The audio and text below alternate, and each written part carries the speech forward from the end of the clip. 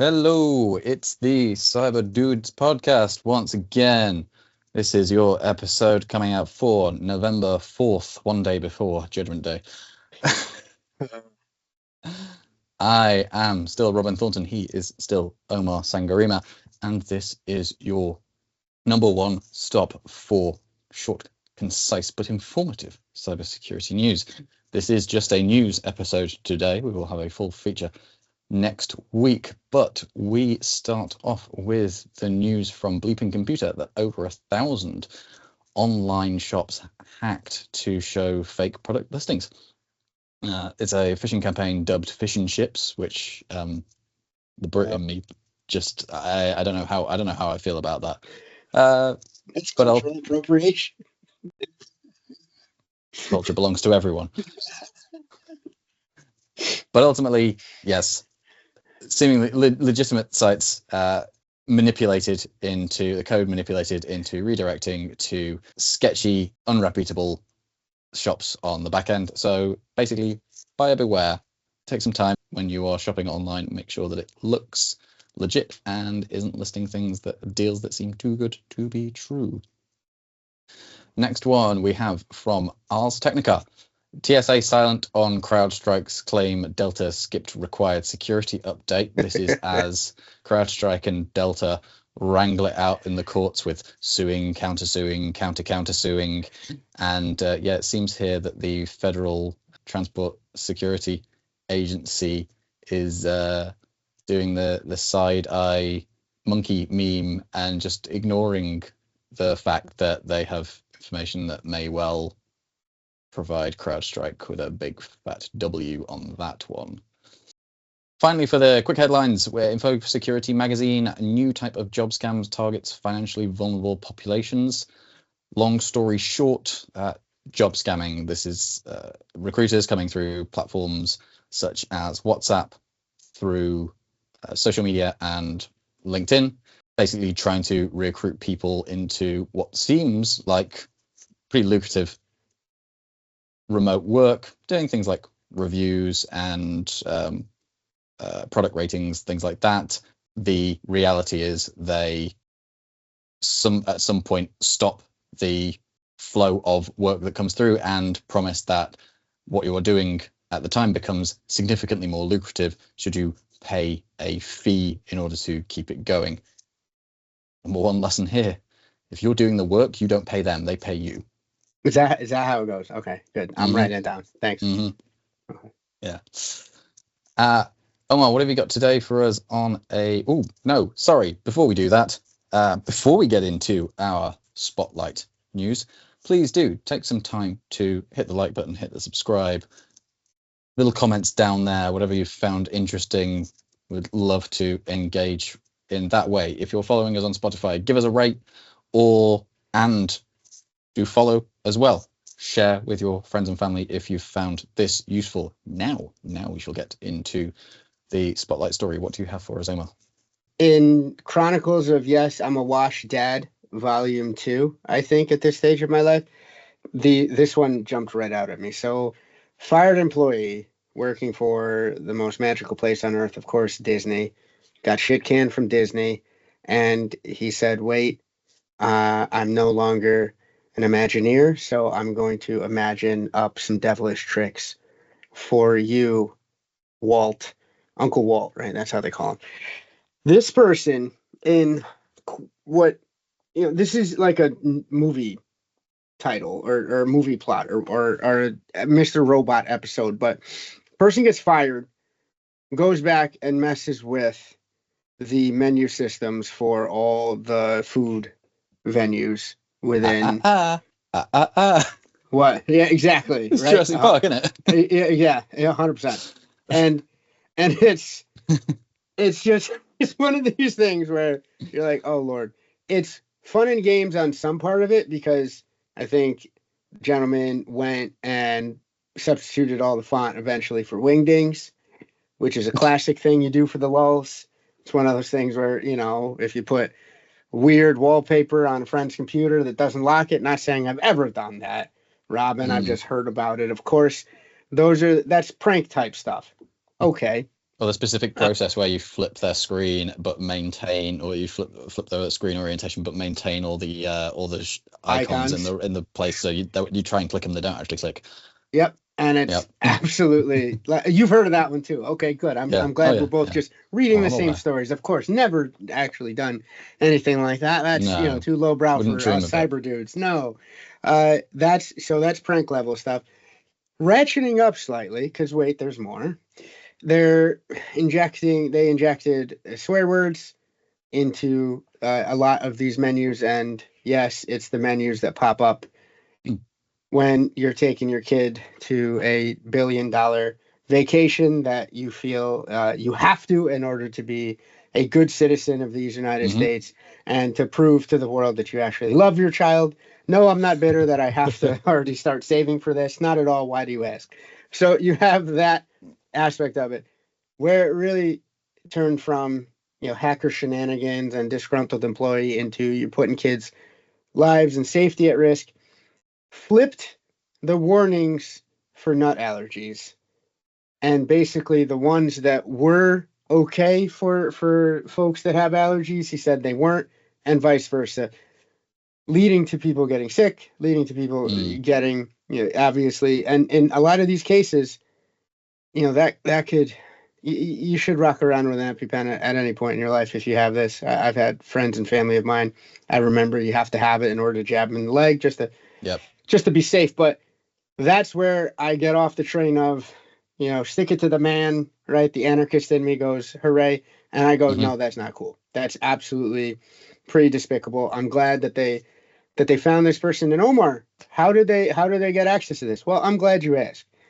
It goes part and parcel with what you said there, Robin, earlier in terms of the CrowdStrike story, supply chain risk. The person was able to leverage the single source of that menu software that are used across this entire landscape because, of course, I guess Disney doesn't have money somehow after charging you $1 billion to go. But also, I think there's an aspect of just regular hygiene. The person was let go, and especially in an acrimonious way, which whatever HR tells you it is, people around that person know if the person left on good terms or bad. And so knowing that this wasn't maybe the most equitable or nice separation, those credentials should have been absolutely nuked in an emergency termination within the hour. That's basic hygiene, things that you can do as a small business, medium business, large business. You automate it as much as you can, but it goes to show you, even when you fire an employee, there should be an absolute checklist of things that you do, which should include what you do to their logical and IT assets upon their dismissal, even if it's a good one, because you never know. It could start as it was a mutual thing, and then the person goes and works for a rival, right? But this was really disheartening, and it popped out at me.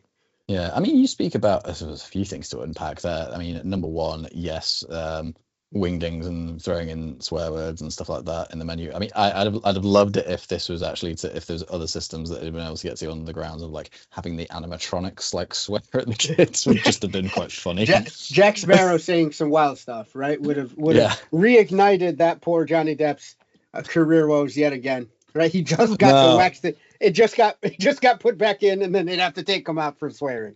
I'm sorry if that had, you just planted that thought in my mind. If that had been me, I would definitely have been having that animatronic going, she's shit in my bed again. I was going to say, having something to do with Amber Heard's craziness. Yeah. Absolutely. I agree. I mean, there's plenty of things that Florida man headlines are, there's the gamut. There's from the very sort of innocuous and just public nuisance things right up to some very insidious stuff, and this probably takes the cake for up and the top of insidious. I think what you said about the automation of removing access rights, it's a very, very good point there. I mean, realistically speaking, the ideal there is that you have it all tied into an HR record, so the moment that it's, are they an active employee? No. Everywhere, just done. But it does require application, like system owners, having the understanding that when they bring something on board, they need to loop in with the IT guys and the information security guys to say, hey, look, we need to hook this into some central circuit breaker of, is this person here or not? Should they have access to our systems or not? More often than not, that would be some manner of, or for the larger folks, at least some manner of single sign-on mechanism there. But again, this can only really happen. Cybersecurity teams can only protect what they know exists in Bingo. the world that they are responsible for. And if they're not told, then yeah, sure, all right. They might find them, in which case you've got kind of lucky. But if you don't tell them and you get hacked as a result, and they go, it's like, why weren't you protecting this? Can't protect what I don't know exists. It's an impossibility. Simple. Right? Exactly. You can't hit what you can't see. That's a whole tenet of styles of fighting in multiple art forms, for God's sakes. It applies here. Yeah. And I think that you have a situation, of course, with a more of an enterprise leaning, SSL is the way to go. You have it all tied in. Yeah. As you said, I love the concept, really, and it's going to stick with me. Robin nicely said the circuit breaker type situation where, a termination, acrimonious or not, gets sorted by end of day. An acrimonious one, a more nebulous one, like a less of good terms, has to get kicked off immediately. And you want some sort of checking up on the process inside of an hour or two, because then this stuff sort of starts happening. Yeah. I mean, it's like, let's not, we won't linger on this too long, but the banking industry has this very much nailed down, particularly the investment banking industry has this nailed down, where it's even before you have actually been told that you're being let go, security is there. They escort you to said meeting, and then you're not going back because the security guys are actually packing up your desk, and you get your box and you're out the door, and that's it. Have a good life. Yep. You find out that you might be having a hard conversation with HR based on not being able to access certain things. Yeah, log in. I'm not can't log in the morning. 100%. You have that weird feeling. I'm not quite on that tip where at least have the convo before. Just be a human being, but it's infinitely preferable to then you have people going to Disney and their kids are getting sick and wondering what the hell's going on. Yeah. It just reminded me actually this when it's letting people go piece, this what's his name? Is it Chris Voss, the FBI negotiator guy? It says never fire someone on a Friday, because ruin the weekend. Always fire him on a Monday, because at least then they've got the full week to start searching for a new job. If you do it on a Friday, then they've got 2 days worth of wallowing and ruminating and maybe some heavy drinking before, and then that's an unproductive Monday because you're hungover to hell before you can actually do anything about it. Or you're doing weird stuff, right? You're calling your former employee, your former colleagues and whatnot as a drunk. Yeah. No, that's not a good one. Anywho, right, my little spotlight here, also from CBS News actually. Dublin Halloween parade hoax dupes thousands into packing Ireland's capital streets for nothing. So this is the story that some guy in Illinois, I think it was, that I read, created a fake advertising for a Halloween parade in Dublin, and it had been advertised on a website called myspirithalloween.com, which promotes multiple events around the world, including US cities in Mexico and Australia, as well as the UK. And through some bizarre knock-on effect of AI, automation, social media, the general content virality that goes with that, you had thousands of people lining up in the streets for a Halloween parade that never was. And I think the number one lesson here is, don't take your information just from one source. I mean, the number of people here that had absolutely no presence of mind to double check on any sort of Dublin, local authority kind of website or sources to say, when does this start? When does this end? And I mean, this seems like a reasonably harmless prank, but the problem is when you look at the images from social media, this is an awful lot of people It's a volume of foot traffic that really should have a police presence, and in the event that something does go wrong and things kick off, that size of gathering could very, very quickly go quite sideways. So yeah. And there's as I'll hit it back to you. There's a couple things to unpack here. One of the pieces that we could touch on in a subsequent episode is, holy cow, there's gold in them hills, meaning there's money to be made off of leveraging AI for fake advertising. Yeah. That's something we could put under our hats and discuss down the road. So that's first and foremost. You can make a living off this. Like, this is, oh goodness, that's where that's gone. Number two, I also think the added piece that local news outlets replayed this and said, hey, this is going on as well, furthering just virality is one thing, and I agree. Where the hell was all the fact checking on those citizen sleuths that try to jump on and say, hey, breaking news, check your sources there? But actual journalists said, oh, wait, this is something cool that's happening.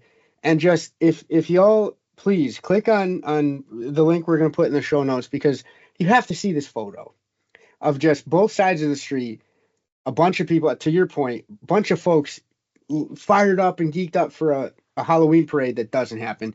It very well could have erupted into some unrest at the very least, and that's anywhere if you're disappointing people like that.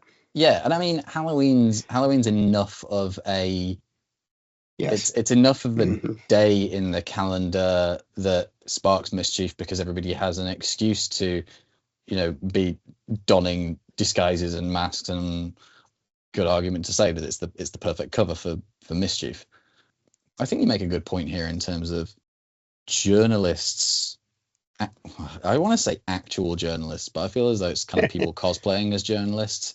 Oh no! Replaying this sort of stuff, because, and I'll say this, since really Facebook started making money hand over fist primarily from advertising, the incentive structure around the internet has, and the impact that it has had on the type of content has just done a death spiral, in that it's now just constant attempts to just get eyeballs on things, completely regardless of the substance of the actual content that it is. It's all it's rage bait, or it's just salacious stuff, or it's clickbait, whatever it may be.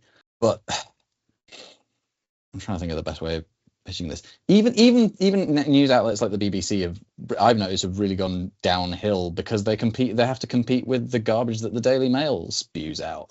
But it's enticing garbage as opposed to actual journalism with substance and nuance to it, written by people who actually do understand the concept of journalistic integrity. And I think to a large extent this is also part of the problem with the whole "we don't trust the media anymore" fake news bullshit, because it is easier to publish, I say, reductive or largely dishonest takes just for the means of getting clicks. And to be fair as well, genuine nuanced journalism does actually require you engage your brain, as opposed to just go, ooh, what's that?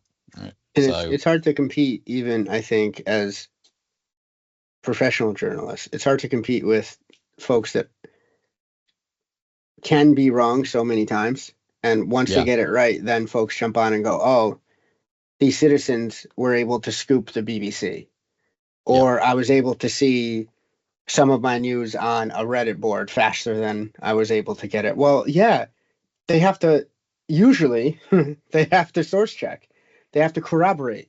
There's levels of veracity that actual news outlets have to hit before they can start posting things, because there's consequences if a BBC starts talking crazy and just posting all willy-nilly without double checking. They lose the shred of credibility that they have, and so you get situations where being first is prized above all else.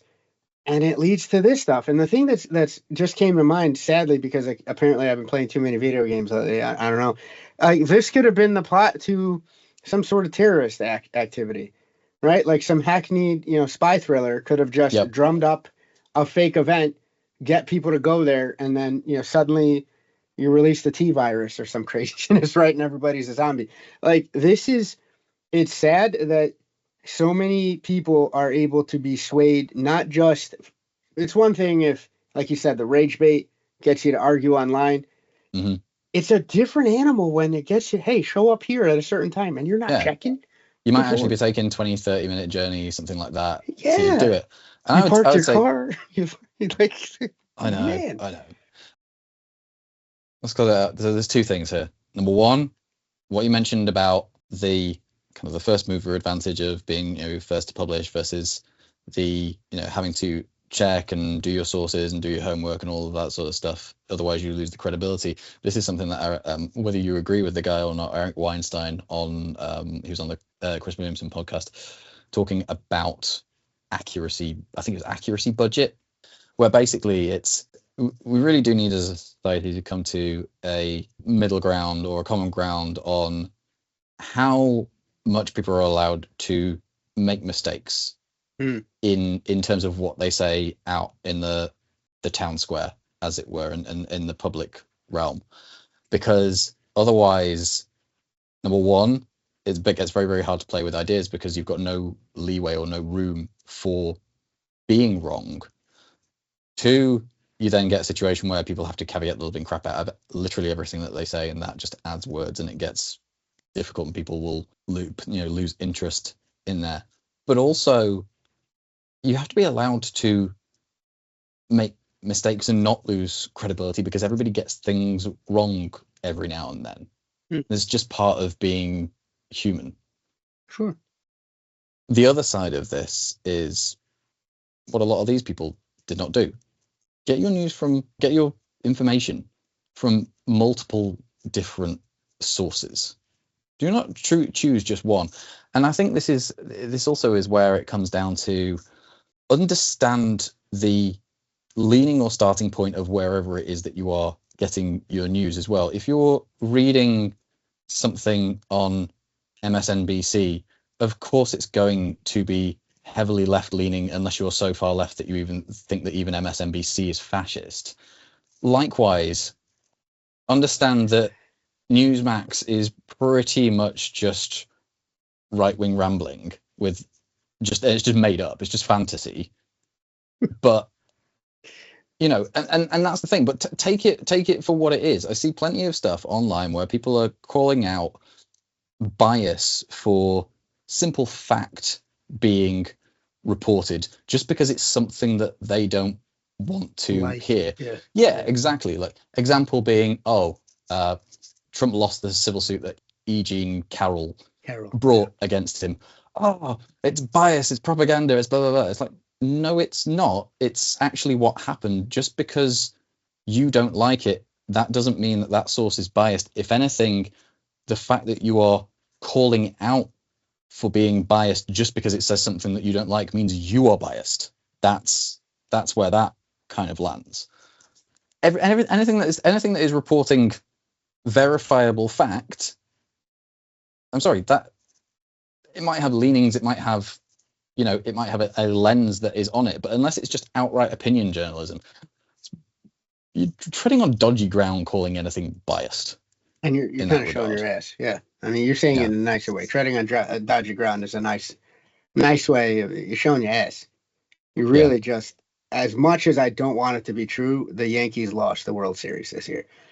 That's right. Like, it's not fake news. It's just what exactly. happened. If somebody say, if you go into saying, how messed up of a team it is, listen, at this point, I could ramble on for days about maybe some things that my Yankees have to do to get there next year and win it.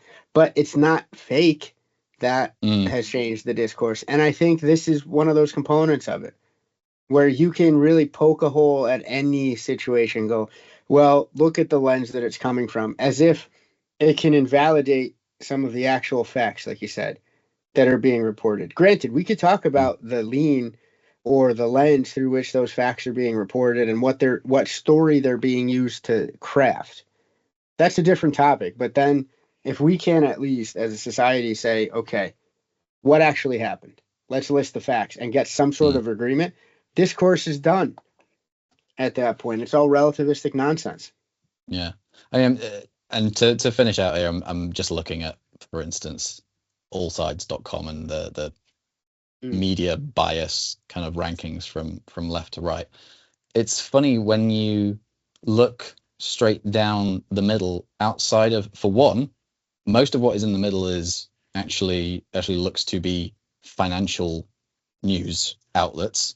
In that case, accurate, non-biased reporting is pretty damn important because that has effects on how you invest and how you make your decisions and which way the market goes. Sure. Yeah. For example. But then as I look down, we've got things like BBC News, Reuters, The Hill.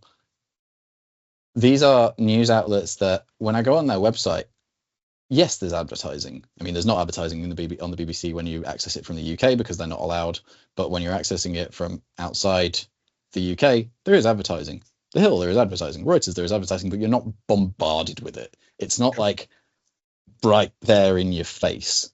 Everything else on the left and the right, either side of that, gets towards that sort of point.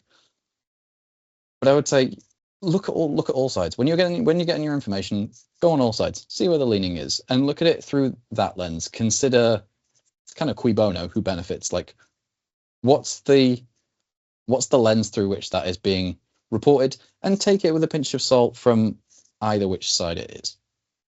Well said. Thank you. And that is our show for today. That's run on a little bit longer than I expected it might. But hey, we will be back again next week with an interview segment. Kenneth Ellington, it's the delayed interview that we should have had last week, but very interesting little chat that we had with him. And he'll be talking about a range of things from starting his own business to challenges with race in the technology sector and what really drives him. And it's very interesting. It was a very interesting chat. So tune in for that next week. And until then, have a lovely week. Adios.